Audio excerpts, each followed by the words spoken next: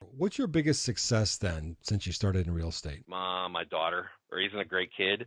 I know that's not the answer you're looking for, but No, Brent, there's no right or wrong answers on this. So tell me, why is your daughter your biggest success? we've had a rough road, some issues with her mom, and some. I have full custody now.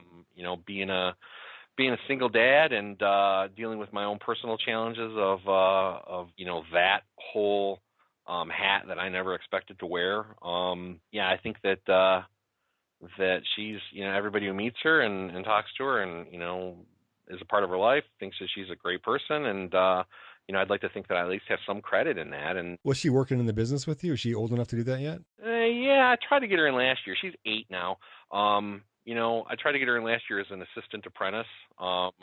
But she liked the idea at first, but then she realized she had to come in the office and do things. I tried to Actually do work, right? like collating, documents and alphabetizing things, and she's just like, no. But her handwriting is improving. I was noticing the other day, I made a comment to her about the quality of her handwriting and told her we're going to get her in there doing envelopes soon, if not this summer, Nice. definitely next year. I don't have her really working with me. I mean, she's obviously not really at any age where she'd be in too much at it. But I'm looking forward to it. I'd like to give her something that if nothing else, gives her something that she can fall back on and use the skill set and the mentality that I have. I would like to pass on to her, which is, I don't quit. I don't give up. I'll surrender if I'm beaten, and I don't look at that as a loss. I look at that as a win. But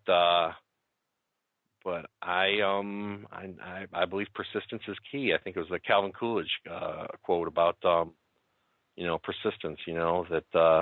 That genius and education and talent are all fine and good, but the three of them together won't give you anything unless you have that persistence. And every day I think, what if I'd quit a year ago or 6 months ago or even last month? None of this that's happening now would be happening. And things are going well now, so I don't have the desire or even the thought to quit. But there were times where I had to look at it and say, this is really rough. Maybe I should quit. And I said, I believe in this. I believe in what I'm doing. I'm smart enough to know. I was smart enough to see the crash before it came, and I couldn't accept it. I was in, I think it was in '06 or '05 where I looked at it and I was looking at the, historical values of versus, the economic indicators of where we're at as far as the stock market valuations and the property valuations and where they really probably should be at, a correction. And I looked and I did the math. I'm like, we're talking about dozens of trillions of dollars. I'm like, how could this be? There's no way to handle this kind of correction. Well, apparently we handled it because it happened. But yeah, I saw it. I should have acted on it then. I should have dumped everything. Well, hindsight's 20/20, right? Yeah. Well, I'll know it next time if it happens. If we live long enough.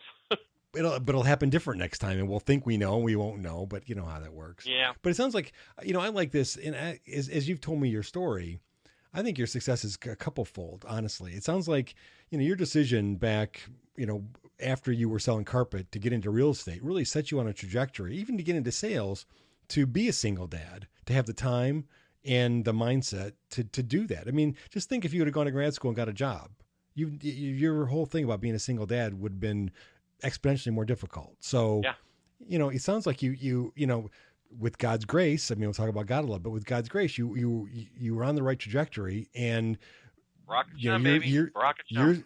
Years down the road, it all worked out the best way for everybody. So congratulations on that. Thank you. I appreciate that. I'm a lucky guy.